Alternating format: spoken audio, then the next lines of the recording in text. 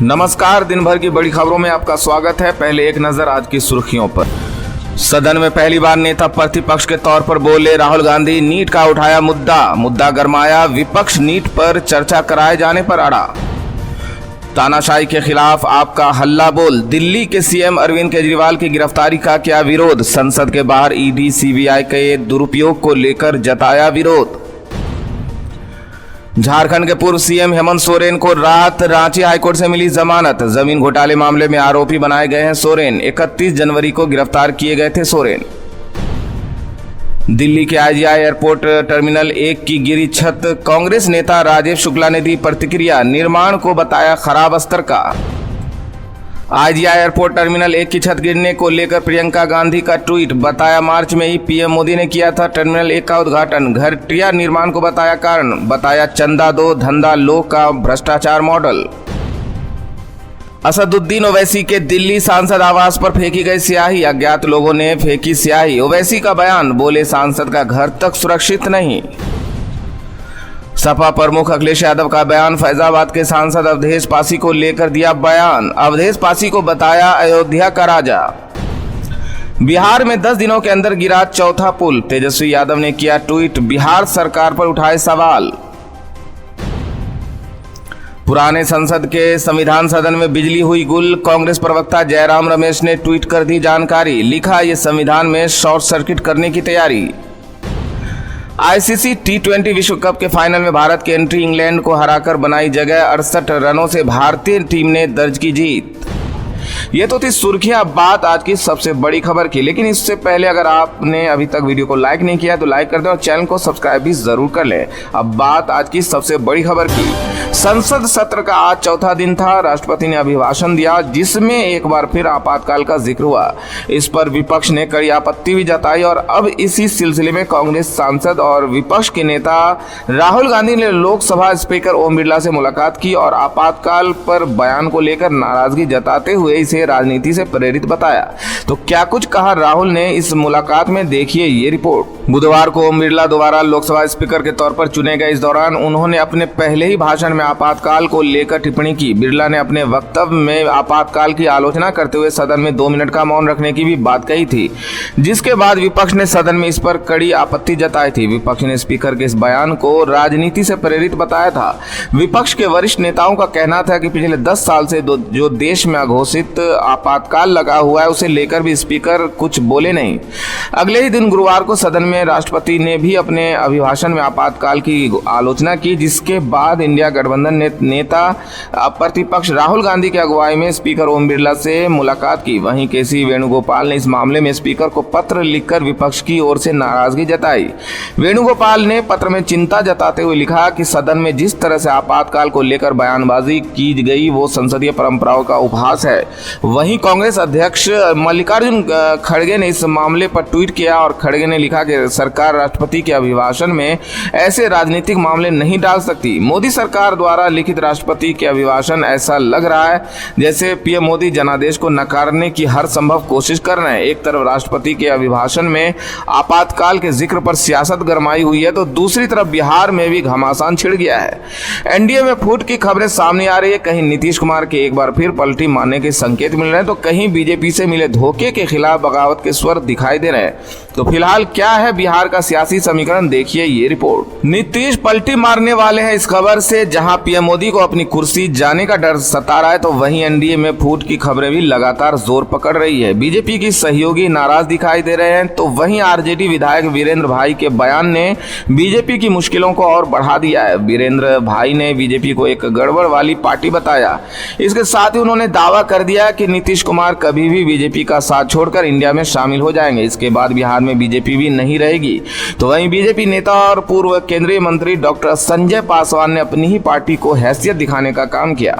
पासवान ने कहा कि मुझे कहने में कोई गुरेज नहीं है कि अगर नीतीश साथ नहीं होते तो बीजेपी लोकसभा चुनाव में 0 पर आउट हो जाती। ये सच्चाई है। इन दिनों बिहार में ताकत का ध्रुवीकरण हुआ है और राज्य में एक ताकत तेजस्वी के साथ गया है तो दूसरे ताकत समूह के नेता नीतीश कुमार बन गए। इसमें कोई शक नहीं है। पासवान के इस बयान से एक बार फिर राजनीति गर्मा गई है। तो वहीं वहीं दूसरी तरफ बिहार में बीजेपी के सीनियर नेता और पूर्व केंद्रीय मंत्री अश्विनी चौबे का बड़ा बयान सामने आया। उन्होंने कहा कि मेरी इच्छा है कि पार्टी के संगठन को पार्टी में आयातित हमें कभी नहीं बर्दाश्त है। बीजेपी को अभी नीतीश से आगे सोचना चाहिए। चौबे ने कहा कि बीजेपी को नीतीश की जरूरत नहीं है। बीजेपी नेता के बयान से साफ है कि 2025 के बिहार विधानसभा चुनाव में बीजेपी नीतीश कुमार के साथ मिलकर चुनाव नहीं लड़ेगी। इसके बाद ये सवाल भी उठ रहे हैं कि क्या नीतीश कुमार पहले ही बीजेपी को किनारे लगा देंगे। तो वहीं बिहार में विधान परिषद की सीट को लेकर भी सियासत गरमाई हुई है। एनडीए के सहयोगी दल उपेंद्र कुशवाहा की पार्टी राष्ट्रीय लोक मोर्चा ने बीजेपी पर वादा खिलाफी का आरोप लगाया। ऐसे में एनडीए में बड़ी बगावत की आशंका जताई जा रही है। बिहार एनडीए में फूट के आसार नजर आ रहे हैं, तो महाराष्ट्र में भी एनडीए बिखरने के कगार पर नजर आ रहा है। विधानसभा चुनाव से पहले राज्य में एनडीए गठबंधन में सीएम पद को लेकर घमासान छिड़ गया है। अजीत गुट ने तो यहां तक कह दिया कि सभी दल अलग अलग चुनाव लड़ सकते हैं। एनडीए बिखर रहा है तो विपक्ष का महाविकास आघाड़ी नजर आ रहा है। देखिए ये रिपोर्ट। विधानसभा चुनाव से पहले महाराष्ट्र की सियासत में हलचल तेज है। सीएम को लेकर सत्ताधारी दल में खींचतान मची हुई है। गठबंधन में शामिल तीनों ही दल बीजेपी, शिंदे गुट की शिवसेना और एनसीपी अजीत गुट ने सीएम पद के लिए दावेदारी ठोक दी है। बीजेपी नेता संकेत दे रहे हैं कि चुनाव बीजेपी के नेतृत्व में होगा, तो शिंदे गुट का दावा है कि एकनाथ शिंदे के नेतृत्व में विधानसभा चुनाव लड़ने को लेकर उनके और बीजेपी के बीच सहमति बन गई है और अब इस रेस में अजीत गुट ने भी एंट्री मार ली है। गठबंधन में अपनी पार्टी के लिए सीएम पद की मांग की है। अजीत गुट ने तो अलग चुनाव लड़ने की भी चेतावनी दे दी। एनसीपी के प्रवक्ता और एमएलसी अमोल मितकारी ने विधानसभा चुनाव के लिए सीट बंटवारे को लेकर बयान दिया है। मितकारी ने कहा कि अगर गठबंधन में शामिल हर घटक दल आगामी विधानसभा चुनाव में 100 सीटों पर चुनाव लड़ने पर जोर देता है तो पार्टियों को अलग अलग चुनाव लड़ना होगा। अगर उन्हें 288 विधानसभा सीटों में से सिर्फ 55 सीटों की पेशकश की जाएगी तो पार्टी को यह मंजूर नहीं होगा। लोकसभा चुनाव के बाद से ही बीजेपी के अजीत गुट की नाराजगी साफ जाहिर थी, लेकिन ये मामला अब गंभीर होता हुआ नजर आ रहा है। राज्य में एनडीए बिखरता हुआ नजर आ रहा है, वहीं विकास आघाड़ी मजबूत होता दिखाई दे रहा। बताया जा रहा है कि विधानसभा चुनाव के लिए विपक्ष में सीटों के बंटवारे को फॉर्मूला तय हो गया है।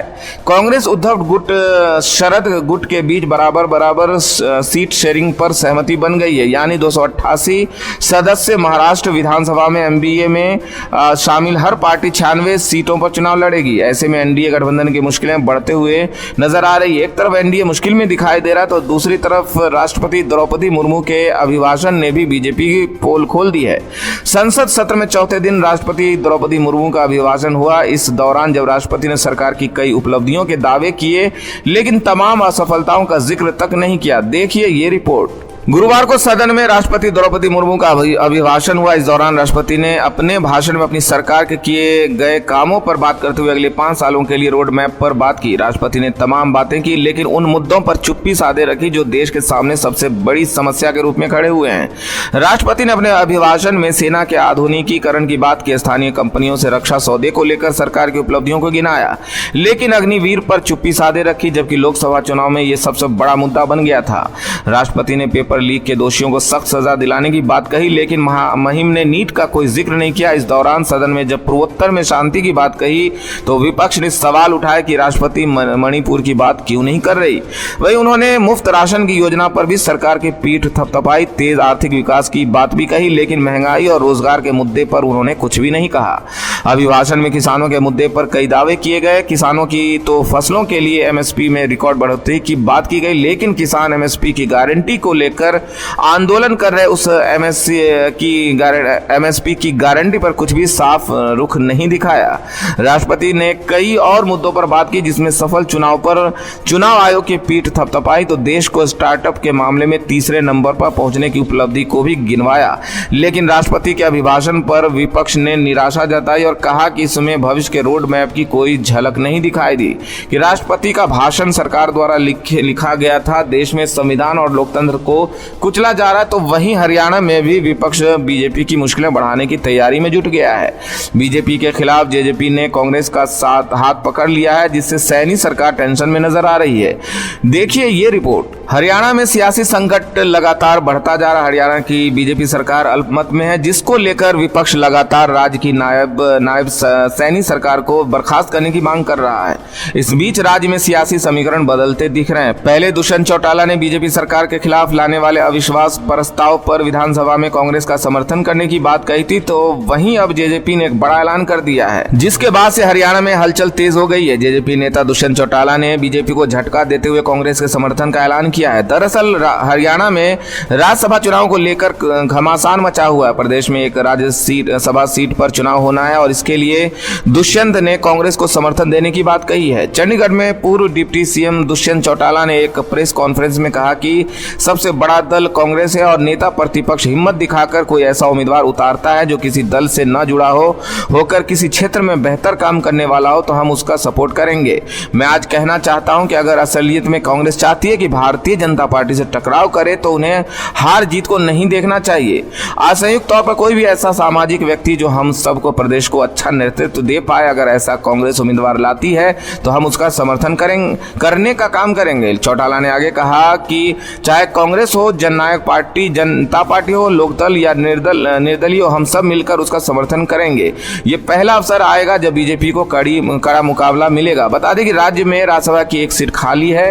कांग्रेस नेता दीपेंद्र हुड्डा के लोकसभा चुनाव में जीत हासिल करने के बाद ये सीट खाली हुई है। हरियाणा में सियासी समीकरण बदलने की आशंका जताई जा रही है। बीजेपी मुश्किल में नजर आ रही है तो नीट धांधली मामले में भी सरकार सवालों से घिर गई है। विपक्ष के गठबंधन ने नीट लीक को संसद के दोनों सदनों में उठाने की बात कही है। गुरुवार को सड़कों पर यूथ कांग्रेस ने प्रदर्शन किया तो वहीं पटना से 2 और आरोपियों को गिरफ्तार किया गया, जिसे लेकर नीट मामले में नया खुलासा सामने आया है। देखिए ये रिपोर्ट। 26 जून से नीट पेपर लीक की कमान सीबीआई के हाथों में और इस मामले में लगातार गिरफ्तारियां हो रही है। अब तक 5 राज्यों से लगभग 27 से ज्यादा आरोपियों को गिरफ्तार किया जा चुका है। गुरुवार को बिहार से पटना से मनीष प्रकाश और आशुतोष नाम के 2 और आरोपियों को गिरफ्तार किया गया। इन पर आरोप है कि उन्होंने पटना के एक प्ले स्कूल को रात भर के लिए बुक करवाया था, जिसमें आरोपियों ने 20 से 25 स्टूडेंट्स को रात भर नीट का पेपर रटवाया था। ये वही स्कूल है जहां जली हुई बुकलेट के टुकड़े मिले थे। अब दोनों आरोपियों प्रकाश और आशुतोष को सीबीआई ने 8 दिन की कस्टडी में रख लिया। वहीं इस मामले में अभी और खुलासे होने हैं, जिसको लेकर उम्मीद की जा रही है कि आगे भी कई गिरफ्तारियां होने वाली है। एक और मोदी सरकार नीट परीक्षा में किसी भी तरह का घोटाला होने से इनकार कर रही है, तो वहीं दूसरी तरफ इस मामले में ताबड़तोड़ हो रही गिरफ्तारी को लेकर सरकार के दोहरे रवैये पर सवाल उठने लगे हैं। गुरुवार को राष्ट्रपति ने भी अपने अभिभाषण में नीट और तमाम परीक्षा में हुए घोटाले की जांच करवाने की बात कही है, जिस पर सवाल उठना जायज है। गुरुवार को यूथ कांग्रेस ने भी इसे लेकर सड़कों पर प्रदर्शन किया। अब एक और सरकार घोटाला ना होने की बात कहती है तो दूसरी ओर लगातार हो रही गिरफ्तारियां इस घोटाले में सरकार की भूमिका पर भी सवालिया निशान खड़े हो रहे हैं। नीट घोटाले में जहां सरकार की भूमिका पर सवालिया निशान खड़े हो रहे हैं तो वहीं धर्मनिरपेक्षता, अल्पसंख्यकों के मुद्दे पर भी मोदी सरकार घिरती हुई नजर आ रही है। अमेरिका ने धार्मिक स्वतंत्रता को लेकर एक रिपोर्ट जारी की है। इस रिपोर्ट में अमेरिका ने भारत की कड़ी आलोचना की है, जिससे देश ही नहीं विदेश में भी मोदी सरकार की भारी किरकिरी हुई है। देखिए ये रिपोर्ट। पीएम मोदी और उनके तमाम नेता विदेशों में भारत का डंका बजाने की बात कहते हुए विश्व गुरु होने का दावा करते हैं। कहते हैं कि पीएम मोदी के विदेशी दौरों से भारत और दुनिया भर के देशों के बीच संबंध मजबूत हो रहे हैं, लेकिन मोदी सरकार के इन खोखले दावों की पोल खुल गई। जी हां, मोदी सरकार के इन तमाम दावों की पोल अमेरिका ने खोल दी है। आपको बता दें कि अमेरिका के अंतर्राष्ट्रीय धार्मिक स्वतंत्रता आयोग ने एक रिपोर्ट जारी की है, जिसमें भारत में अल्पसंख्यकों के उत्पीड़न को लेकर तमाम सवाल खड़े किए गए हैं। अमेरिका के विदेश मंत्री एंटोनी ब्लिंकन ने इस रिपोर्ट को लेकर कहा है कि भारत में हम धर्मांतरण विरोधी कानून, अल्पसंख्यकों के खिलाफ नफरत फैलाने वाले भाषण, उनके घरों और अल्पसंख्यक धार्मिक समुदायों के पूजा स्थलों के विध्वंस में चिंताजनक बढ़ोतरी देख रहे हैं। वही मानवाधिकार विशेषज्ञों का कहना है कि भारत में प्रधानमंत्री मोदी और उनकी पार्टी बीजेपी के शासनकाल में अल्पसंख्यकों को निशाना बनाने के मामले में बढ़ोतरी देखी गई है। आपको बताते चले कि इस रिपोर्ट में मणिपुर का भी जिक्र किया गया है। मणिपुर के बारे में कहा गया कि राज्य में जातीय हिंसा पिछले साल मई में अल्पसंख्यक, ईसाई, कुकी और बहुसंख्यक मौतें समूहों के बीच हुई है। आपको बताते चलें कि इस रिपोर्ट में मणिपुर का भी जिक्र किया गया है। मणिपुर के बारे में कहा गया कि राज्य में जातीय हिंसा पिछले साल मई में अल्पसंख्यक, ईसाई, कुकी और बहुसंख्यक मौतें समूहों के बीच शुरू हुई थी। मणिपुर में कई हिंदू और ईसाई पूजा स्थलों को पूरी तरह से नष्ट कर दिया गया। रिपोर्ट में स्थानीय आदिवासी नेताओं के एक फोरम का हवाला देते हुए कहा गया कि उनके 250 से अधिक चर्च जला दिए गए, 200 से अधिक लोगों की जानें गई और 60,000 से अधिक लोग विस्थापित हुए। इसके अलावा अल्पसंख्यकों के खिलाफ बुलडोजर की कार्रवाई पर भी सवाल उठाए गए। साथ ही तमाम बीजेपी शासित राज्यों में बनाए गए धर्म परिवर्तन कानून को लेकर भी तीखी प्रतिक्रिया अमेरिका की धार्मिक रिपोर्ट में दी गई। अमेरिका की इस रिपोर्ट से मोदी सरकार सख्ते में, और ये वही मुद्दे हैं जिसे विपक्ष मुखरता से लगातार उठाता रहा है। मोदी सरकार पहले ही देश में इन मुद्दों को लेकर घिरी हुई है, अब विदेश में भी इन्हीं मुद्दों को लेकर मोदी सरकार पर हमला तेज हो गया है। तो आज इस बुलेटिन में इतना ही। आप देखते रहिए RTV न्यूज़ हिंदी। नमस्कार।